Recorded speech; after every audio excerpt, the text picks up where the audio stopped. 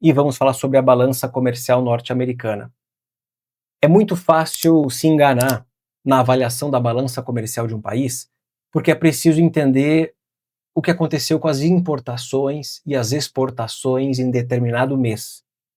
E a balança comercial pode nos enganar bastante. Eu vi vários economistas ou várias pessoas nas redes sociais, principalmente no X, lá nos Estados Unidos, postando essa imagem dizendo: tá aí, ó, eu votei no Trump por causa disso, para solucionar o problema comercial americano. Porque no mês de outubro, que é o dado mais atualizado que nós temos, o resultado da balança comercial foi o melhor, ou menos pior, porque ainda é negativo, é deficitário, foi o melhor desde 2009. E aí, a minha intenção nesse vídeo é investigar o que de fato aconteceu com a balança comercial desde a implementação das tarifas, que aconteceu um mês antes de abril, em março de 2025. De lá para cá, o resultado da balança comercial norte-americana foi de menos 136 bilhões de dólares, um déficit de 136 bi, para um déficit bem menor, de 29 bilhões. É uma variação de 100 bilhões de dólares. Mas eu preciso entender o que aconteceu. Além desse assunto, eu quero falar sobre a balança comercial da China, que é o completo oposto. A balança comercial chinesa atingiu em 2025 o maior superávit da história, superando 1,2 trilhão de dólares. E o que isso tem a ver com o cenário macroeconômico? Bastante. A China está exportando deflação ou desinflação para o mundo. O aumento considerável das exportações chinesas acaba barateando produtos, os bens exportados, e isso ajuda a conter a inflação global. Tudo bem. Essa aba aqui de balança comercial, na planilha do heatmap dos Estados Unidos, é completamente nova porque até então eu nunca precisei investigar o que acontecia com a balança comercial americana, e agora eu precisei. Porque reparem como é um pouquinho tricky, um pouquinho enganoso avaliar a balança comercial de um país. Eu falei na introdução do vídeo que a balança comercial é a diferença entre exportações e importações. De quê? De bens e de serviços. Ou, outra maneira de você avaliar é a soma entre o resultado da balança de bens e a balança de serviços. Eu vou explicar. O resultado da balança comercial é a soma de bens e de serviços. E o resultado da balança de bens é a diferença entre as exportações de bens e as importações de bens. Ó, a diferença entre 255 bilhões de dólares de produtos importados do mundo pelos americanos e 195 bilhões exportados dá menos 59. Na balança de serviços, a mesma coisa, a diferença. Os americanos, em outubro, exportaram 106 bilhões de serviços e importaram 76. A diferença é positiva em 29 bi. A soma entre menos 59 e mais 29 deu menos 29.350, ok? Por que é difícil ou é enganoso avaliar essa informação? Porque no único mês, 8 coisas podem ter acontecido com a balança para explicar uma mudança fora do normal do resultado financeiro dessa balança comercial. Em determinado mês, os americanos podem ter exportado mais bens para o mundo, ou exportado menos bens para o mundo. Num único mês, os americanos podem ter importado mais bens do mundo, ou importado menos bens do mundo. São duas variáveis em que nós já temos 4 situações diferentes. Exporta mais ou exporta menos. Importa mais ou importa menos. E o mesmo para serviços. Num determinado mês, os americanos podem ter exportado mais serviços ou exportado menos serviços. Importado mais serviços ou importado menos serviços. São 4 variáveis com 8 situações diferentes. A depender do que aconteceu com exportação, importação, bens e serviços, o resultado dessa balança comercial pode ser completamente diferente. Então, quando eu identifiquei essa informação, esse gráfico, a primeira coisa que eu pensei foi: as tarifas estão funcionando.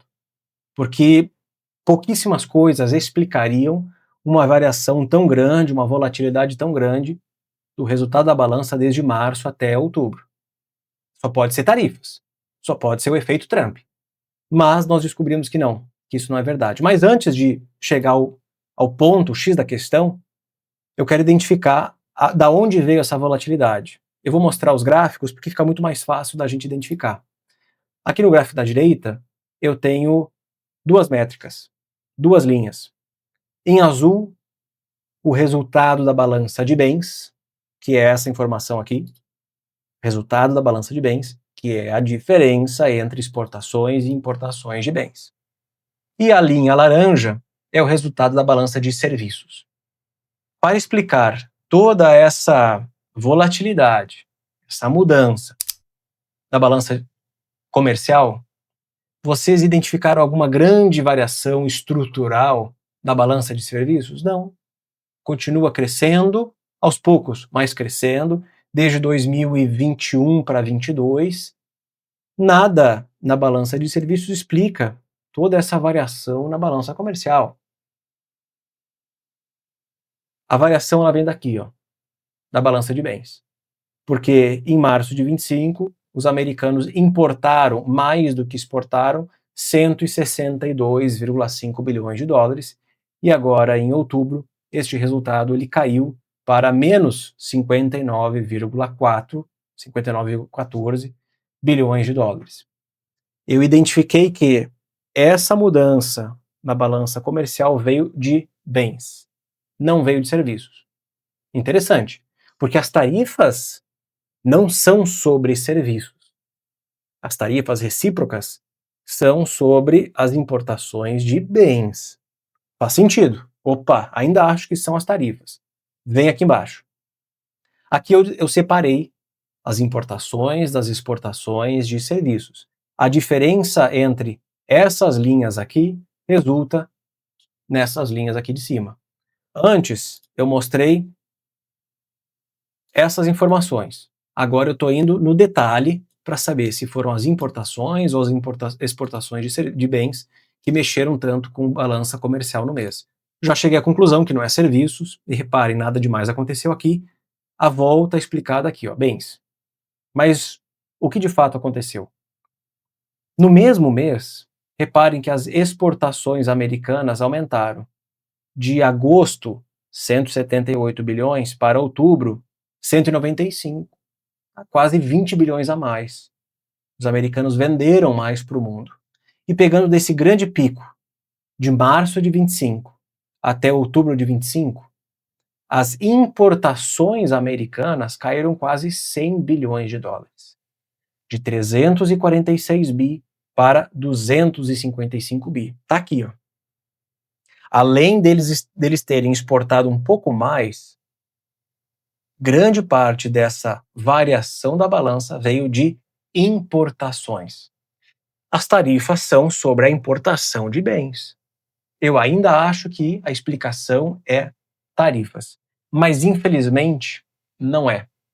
Porque se fossem as tarifas que explicassem tudo isso aqui, daria para dizer que a política macroeconômica do Trump está dando certo. Está dando certo. Mas não é o caso. Tá? Não é uma mudança estrutural. Nós provavelmente veremos nos próximos meses as exportações crescendo, mas não nesse ritmo aqui, essa puxada que deu nos últimos meses, vai crescendo mais lentamente, e as importações devem voltar para o ritmo normal, que é um aumento, porque algo não recorrente aconteceu em 2025. Eu vou explicar o que é. Eu só descobri isso porque eu encontrei uma análise muito profunda de um americano que analisou o que aconteceu com a balança no ano passado, e a explicação é não recorrente. A explicação tem a ver com importação de produtos farmacêuticos e exportação de ouro. É isso mesmo.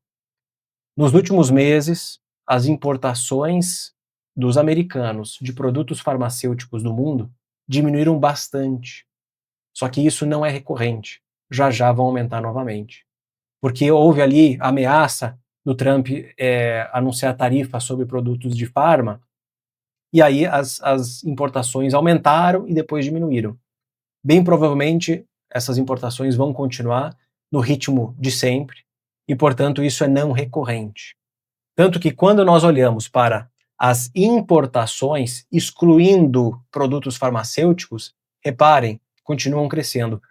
Nos últimos meses, muito pouco. Tá? Nos últimos meses, muito pouco. mas a trajetória ela continua para cima. Os americanos importam mais a cada mês.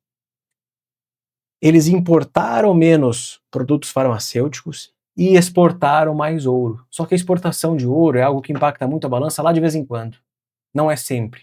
Quando eu normalizo as exportações por produtos farmacêuticos e ouro, nós temos uma balança comercial totalmente, aqui no caso, na análise dele, estagnada. Totalmente estagnada. Então, o que aconteceu nos últimos meses não tem nada a ver com tarifas, propriamente dito. Não é uma mudança estrutural na balança comercial americana explicada pelas tarifas. Não dá para chegar à conclusão de que elas estão funcionando.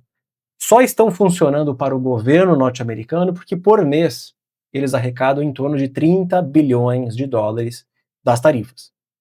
E isso, num ano, dá quase 400 bilhões de dólares. 360, 350, 370, vai depender do mês. As tarifas daqui a pouco vão fazer um ano de idade, né, da sua implementação, então não dá para dizer que o governo arrecadou já 300 bilhões. Deu menos do que isso. E além, esse seria o bônus. O bônus das tarifas para os americanos é a arrecadação, para o governo. O ônus é que foi inflacionário.